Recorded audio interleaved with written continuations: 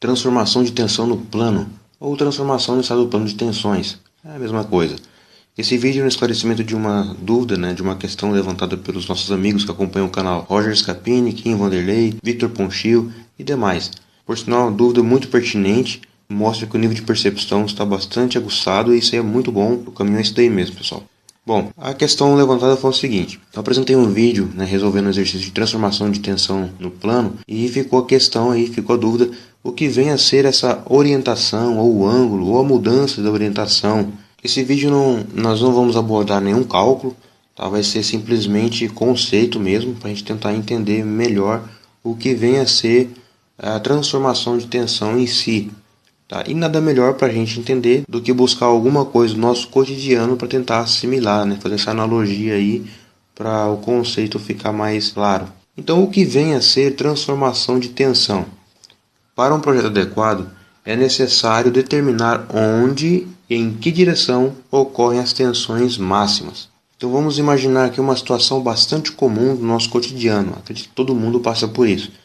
Imagine você saindo do supermercado com sua sacolinha de compras e tem aí aproximadamente 2 kg força de peso. Vamos considerar a gravidade, a gente está trabalhando com Newton então. Sua sacolinha pesa 20 newtons. E você está segurando essa sacolinha bem próximo ao seu corpo. Estamos representando por 2 graus aproximadamente, tá? A nível de desenho. Se fizermos os cálculos, esses 20 newtons aqui em função aos 2 graus, nós vamos encontrar que você está suportando aí, ou fazendo uma força equivalente realmente a muito aproximada aos 20 newtons. Mas vamos imaginar que agora você abre o braço um pouco, aproximadamente a 45 graus. A sua sacola de compras vai continuar com o mesmo peso de 20 newtons, porém você vai estar sentindo aí, vai ter com a sensação de força maior. Você vai estar achando que está mais pesado, vai dar uma sensação de maior peso. Mas na verdade o 20 newtons é a mesma coisa. Só que devido à mudança de ângulo, você está tendo uma sensação de peso diferente. Está tendo uma tensão diferente no seu braço. E se você ir além, abrir um pouco mais o seu braço, por exemplo, em 60 graus, a sua sacola vai permanecer com os 20 newtons de carga e o seu braço vai estar tendo uma sensação de peso maior no seu braço. E se você for ainda um pouco além, tá? Abrir aí, por exemplo, a 89 graus, a sua sacola vai permanecer com 20 newtons de peso, de carga, e o seu braço ali você vai estar fazendo uma força enorme, tudo em função do ângulo. Então é mais ou menos isso que acontece lá na transformação de tensão no plano. Quando a gente fala o que vem a ser aquela orientação, ou o que vem a ser aquele ângulo, vamos levar esse raciocínio aqui para lá que a gente vai entender muito bem, tá? Muito melhor. Então, com a mesma carga, ou o mesmo peso, está num sistema de forças, no caso você aqui segurando sua sacola, mudando o ângulo de abertura do seu braço, você tem uma tensão diferente no seu braço, tem uma sensação de força diferente, ok? Só repassando aqui então essa breve definição teórica, para um projeto adequado. O que vem a ser um projeto adequado? Nada mais é que uma casa, um prédio, enfim, um projeto que você venha executar e que tem a intenção de ficar em pé, claro. Não vamos projetar um prédio para cair, certo? Então, se ele é projetado para ficar lá, para atender às nossas necessidades, então se trata de um projeto adequado. É necessário determinar onde e em que direção ocorrem as tensões máximas. Bom, nesse exemplo aqui da sacolinha, nós podemos sim determinar onde. Nesse último caso aqui, onde está ocorrendo as tensões máximas, por exemplo. Está ocorrendo na sua mão, que é onde você está segurando a carga de 20 newtons, e aqui no seu ombro, que é quem está suportando toda essa sensação enorme de peso aí. Vamos dizer que você já está no seu limite de força aqui. Você já não está aguentando mais. Ou seja, nós podemos associar que você já está num ângulo onde a sua tensão máxima foi atingida. Você passar disso daqui, você abusar um pouco mais do ângulo aqui, você não vai suportar, você vai deixar cair a sacola. E por que nós chamamos de estado plano de tensões? Inicialmente esses cálculos eram resolvidos a partir de um cubo infinitesimal, onde eram observados todas as faces do cubo, e em cada uma dessas faces nós tínhamos as suas tensões respectivas.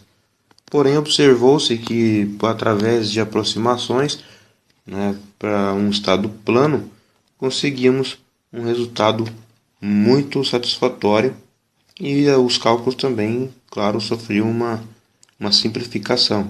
Isso é interessante. Então, o que é mais comum, o que é mais frequente, né, na prática é encontrarmos esse modelo aqui. Por isso nós trabalhamos com quadradinho infinitesimal, como foi dito no outro vídeo. Outra observação muito importante a ser feita também é que para essa análise consideramos o material como sendo isotrópico e homogêneo. Lembrando as definições para isso, isotrópico é uma substância que possui as mesmas propriedades físicas. Não importa qual ponto desse elemento estrutural, nós vamos estar considerando que ele é isotrópico. E homogêneo também, que é algo único, sem partes, sem elementos ou substâncias diferentes, uma coisa só. Então, se você se perguntou, mas nesse cálculo aí, nós não vamos considerar o tipo de material que é feito, a falha de processo de fabricação. Nesse caso, não. Nós vamos considerar tudo uniforme, tudo mesmo como se fosse o mesmo material, uma coisa só, ok? Nesse exemplo gráfico aqui, nós podemos ver uma barra engastada com uma carga P em sua extremidade em balanço. Observando essa seção A, nós temos 5 pontos distribuídos por essa seção. E nós vemos claramente aqui que, por exemplo, no ponto 1, nós temos um comportamento para as tensões principais. Tá? No ponto 2, nós temos um outro comportamento. Olha como muda o ângulo. Tá? No ponto 3, muda um pouco mais e assim sucessivamente. Cada ponto de um mesmo elemento estrutural, tá? Nós temos comportamentos diferentes. Isso é muito importante conhecer, porque assim a gente vê a tendência de onde pode haver, desenvolver uma falha. Esse outro exemplo aqui, eu gosto muito desse exemplo, porque dá para ver muito bem o que acontece em relação a pontos diferentes de um mesmo elemento estrutural. Nós temos analisado aqui duas seções que estão relacionadas aqui nessas duas colunas. Mas o principal que eu quero que vocês observem é o seguinte. Eu aproximei aqui um pouco. A imagem não está muito boa, mas dá para entender legal. Nesse elemento nós conseguimos observar que em função dessa carga aqui na extremidade em balanço, nós temos linhas de tração e linhas de compressão. Por exemplo, essas linhas que estão aqui em cima são linhas de tração. Por consequência, essas linhas aqui nesse sentido vão se comprimir, ou seja, são linhas de compressão. Então, se nós analisarmos esse quadradinho infinitesimal aqui nesse ponto, olha só. Nós vamos ter uma característica diferente do que se analisássemos um outro aqui, ou aqui, ou aqui. E aqui nós já temos os cálculos feitos, fica claramente visível como há diferença da análise feita nesses diversos pontos diferentes. Então, nessas duas seções que nós vimos relacionadas a essas duas colunas, notemos como vai mudando. Tá? Ou seja, o ângulo vai mudando, as tensões vão mudando. No mesmo elemento estrutural podemos ter diversos resultados, diversas análises. Olha essa tela que interessante também. Nós temos aqui uma viga com 4 situações diferentes, tá? Estamos considerando que é a mesma viga. Na primeira nós temos carga de 35 kN. Olha aqui a tendência de trinca que houve a formar em função dessa carga. Na segunda situação, a carga aumentou 72 kN, duas forças de 72. Olhamos só como ficou diferente as formações de trinca aqui, de fissuras nessa viga. Conforme nós vamos aumentando a carga, o comportamento muda. Por consequência, o ângulo também é diferenciado. Só que você pode perguntar, vamos dizer que a gente vai analisar essa linha aqui. Supostamente, o ângulo é diferente dessa linha aqui. E aí? O que vem a ser então esse ângulo?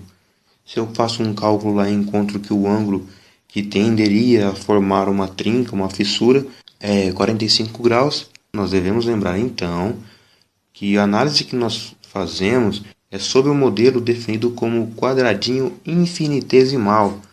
O que quer dizer isso daí? Não quer dizer que é em relação ao elemento estrutural inteiro. Vamos aplicar um zoom aqui.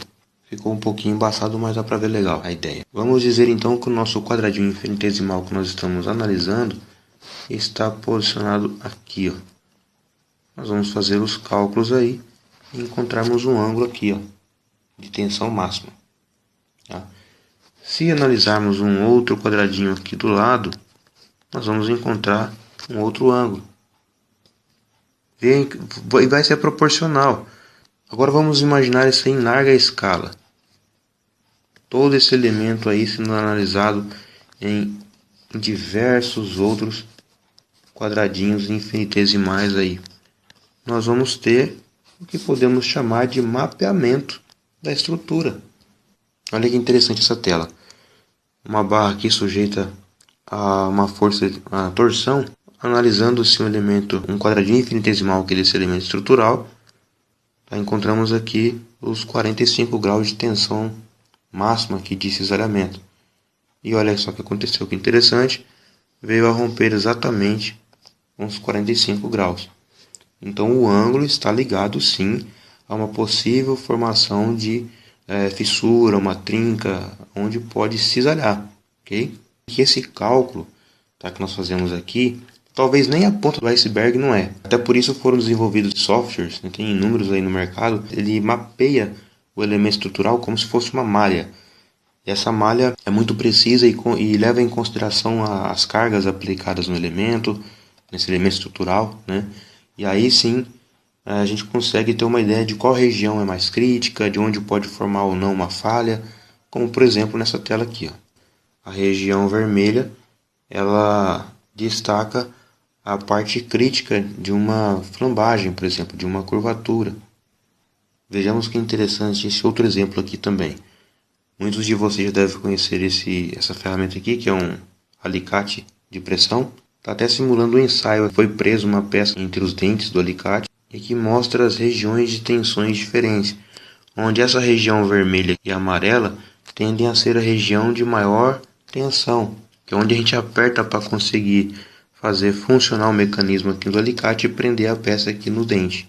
Pessoal, para finalizar então, quando nós calculamos aquele quadradinho infinitesimal, é como se nós estivéssemos calculando algum ponto do nosso elemento estrutural. E isso daí é calculado muito preciso através de um programa computacional, um software que vai mapear todo o seu elemento estrutural dessa forma aqui, ó, dessa maneira. É como se fosse uma malha tridimensional de pontos infinitesimais. Então a gente consegue precisamente analisar cada ponto, uma região onde tende a formar ruptura, a cisalhar.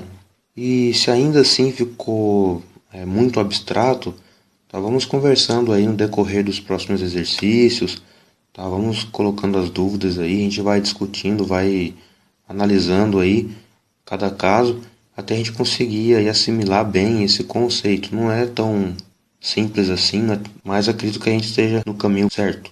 A gente vai chegar lá, juntos. Ok? Obrigado e até o próximo vídeo.